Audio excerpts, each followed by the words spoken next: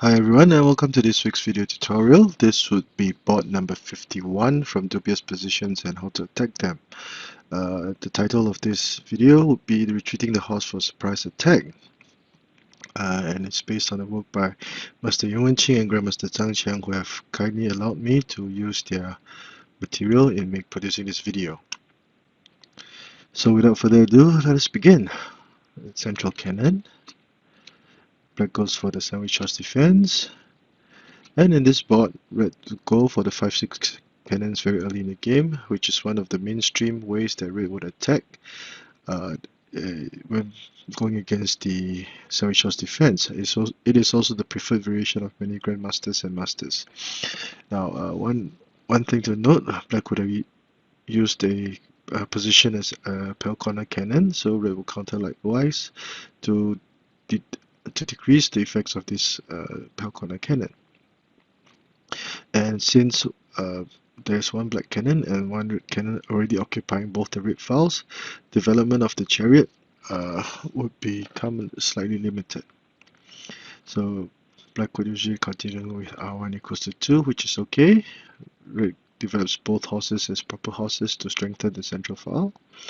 And in this board, black would play piece 3 plus 1. The idea behind this move is to allow for development of this black horse and also inhibit the development of red's left horse. Now, if red were allowed to develop this horse, usually it would mean trouble for black.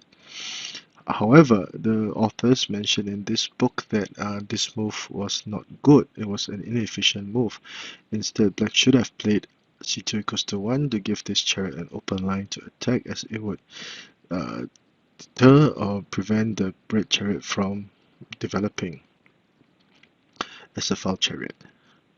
So red would continue with r9 equals to 8, and black goes to form a blockade, which is a commonly used tactic in similar situations. And it was imperative for black to make this move.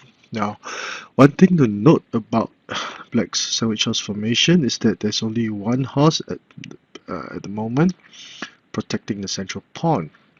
Now, by attacking with the by forming as a blockade, hoping to attack the central pawn, it would mean that after trading chariots, the pawn would be unprotected and vulnerable to counter capture by the red cannon.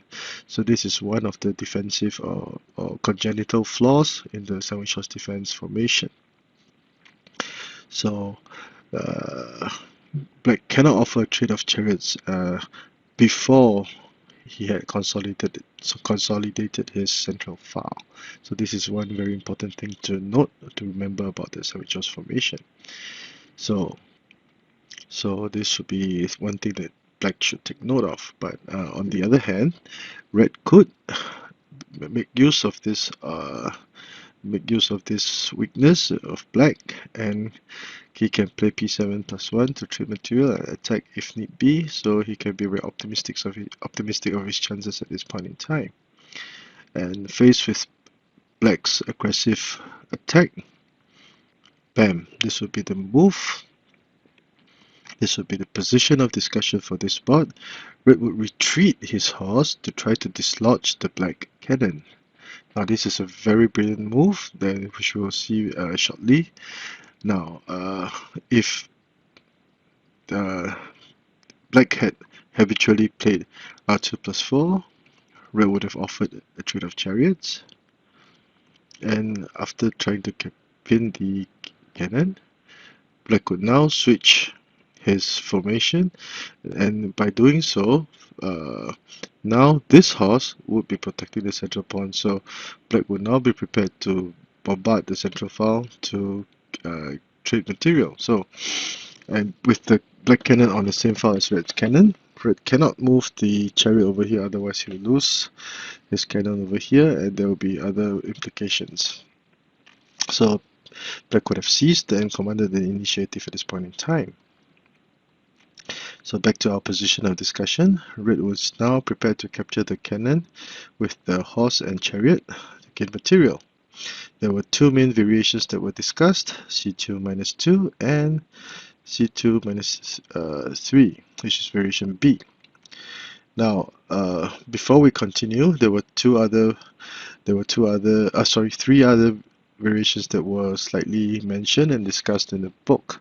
The first would be discussing whether capturing the central pawn was viable. So if black when c2 equals to 5, red would gladly capture the cannon, pseudo sacrificing the chariot at this point in time, because if black captured, red would now deliver a discover check. This is a check. This would be a discover check and capture back the black chariot, and in the process, red would have gained a cannon. So obviously, c2 equals to 5 is not plausible. What about c2 minus 5, whereby black would retreat his cannon all the way, hoping to offer some form of offense by positioning the cannon on one of the various files. Red would immediately pounce on the chance to play c6 equals to 5, which is a brilliant move. With this move, both horses are prevented from protecting the central pawn, And let's say if black played c6 plus 2, hoping to play h3 plus 2, black would double down his attack and pressure. So two pieces would now have compressed the space that these three black pieces have moved. So black's position will crumble immediately. So c2 minus 5 is not viable either. What about c2 plus 2 to simply block? We would simply play r2 plus 1, threatening to gain material, and because the cannon had advanced, and now is forced to retreat, black would have lost tempi, and this would result in bigger losses for black. So back to our discussion of the main lines. Variation A, black retreats the cannon to his riverbank, hoping to consolidate his formation. Now, with this move, it will appear that neither color would have lost the move, because red would have retreated his horse while the cannon had advanced but retreated again. But now, because of the subtle changes in the formation, red will start attacking with p7 plus 1. This is a commonly used tactic in similar situations, whereby a pawn is pseudo-sacrificed, allowing the chariot to move forward. So placing black in a dilemma. If he wanted to protect the pawn, which he used up 2 moves, he will have to move it again and result in a further loss of tempi. But before we continue, p7 plus 1. Now, would c6 plus 5 be viable at this point in time? Let us see. Again, because of the subtle changes in the defensive formation, black would now play c6 plus 2, using this horse to protect the central cannon and this horse to protect both the cannon and the chariot. r2 plus 7, and black could now force a counter with this move, so red would not have gained anything in the process. So that is why c6 plus 5 is not viable now. So back to our main line, p3 plus 1, r2 plus 4. Let's say black continue to charge the pawn forward. Red will now play r2 equals to 7, threaten to capture either one of the material. Of course, the horse is more valuable than the pawn, so black would play e7 plus 5 to consolidate its defense. Now, red would have 3 moves to move the black pawn would now have been wasted. So black will now try to develop his left chariot, and red will now start his attack, doubling down on the horse over here. Now, it would be correct for black to protect the horse with the chariot. He should not play h3 plus 4, thinking that he was going to counter capture the red chariot, because now, since the horse had moved, nothing was protecting the central pawn. Red would capture the central pawn and capture the cannon in this manner. So this would place black in all sorts of trouble. So black at this point in time, before we continue, black cannot play a4 plus 5, otherwise red could do the same thing, or capture the, could do the same thing, threatening to checkmate. Or he could also play, simply force black to capture and thus gain a winning position. So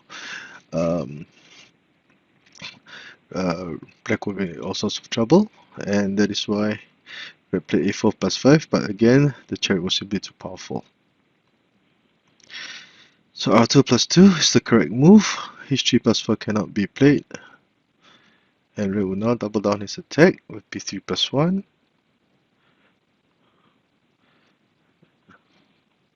And after a few more rounds, red would have managed to develop his material nicely.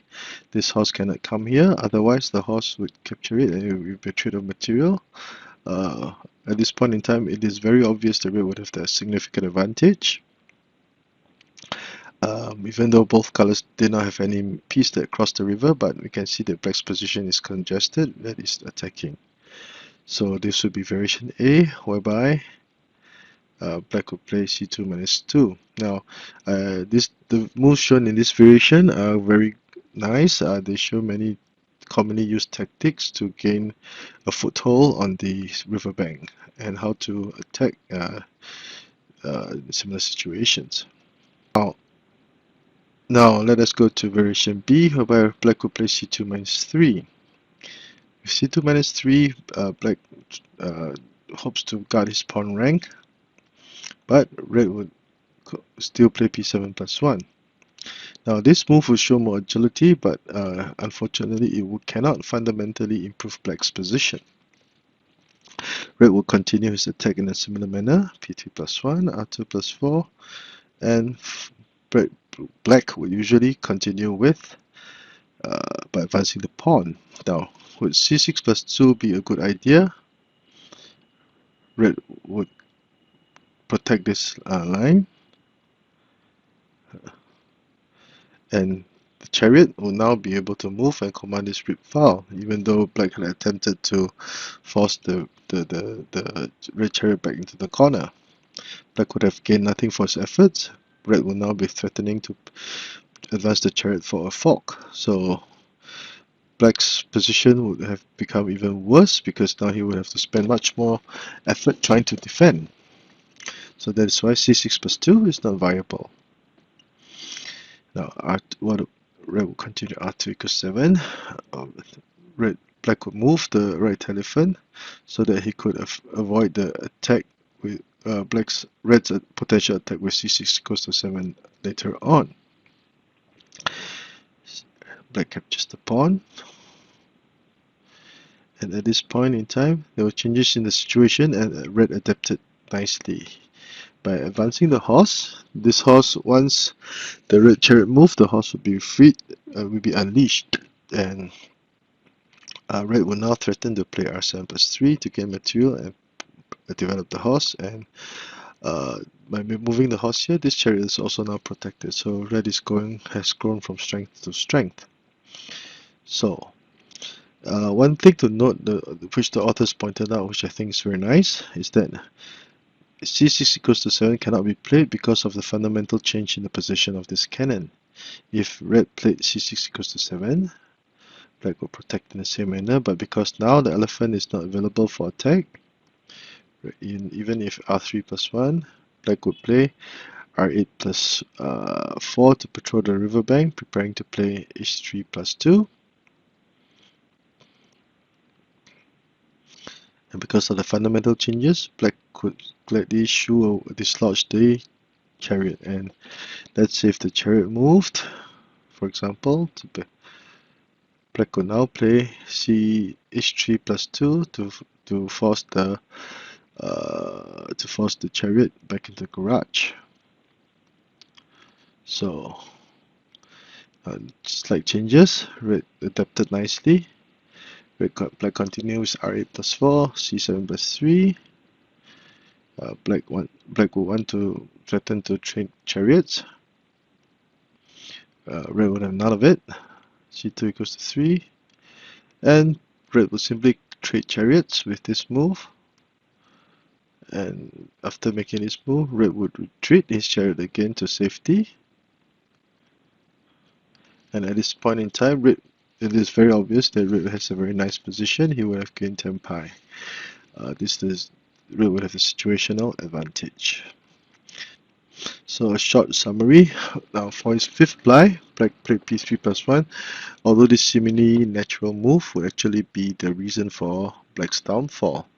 And as can be seen in variation B, the pawn would have crossed the river in both variations, but could do nothing much except be captured by the red chariot.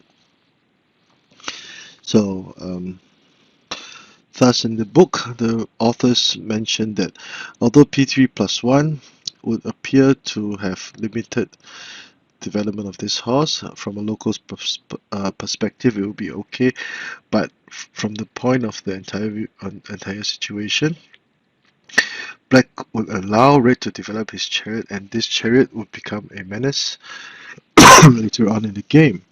So there are fundamental things to consider, and as can be seen from the last move, black's earlier efforts would have been reduced to nothing.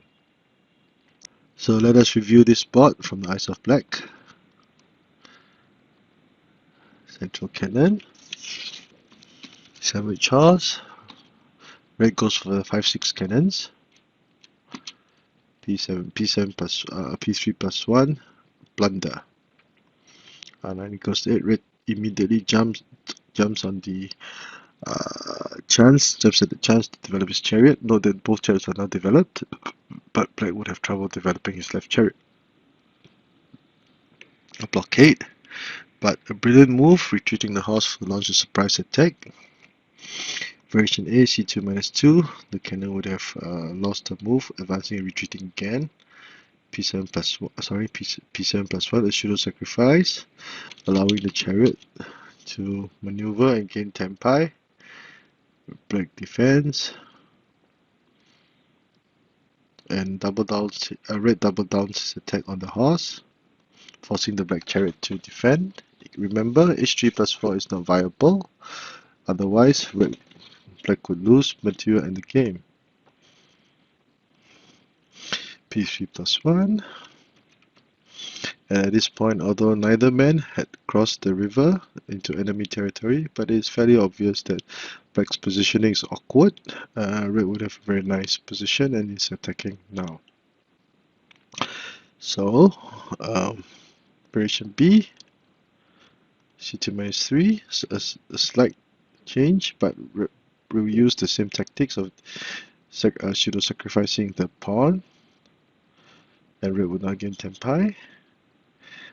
Black adapts also with e3 plus 5, but red will now adapt even better and position his pieces nicely. As mentioned, c6 equals to 7 will be brash, allowing the chariot, once it advances, it cannot do anything because of the subtle changes in the position of the pieces. And once the chariot is forced to move, black would play, let's say, black would play h3 plus 2 to attack the horse, and black would turn the tables and claw his way back into the game. And ra plus 4, preparing to play h3 plus 2 again. Red advances, c2 minus 1, and after trading chariots, red retreats the chariot to safety, and red will have a very nice position with very well developed material. So I hope you've enjoyed this week's short video tutorial. If you like the work that I've been doing, please do subscribe to my channel and give me a thumbs up for the video. And for beginners, I've written a book which represents what I wished I had many years ago about the fundamentals of Xiangqi. Thank you and have a great weekend.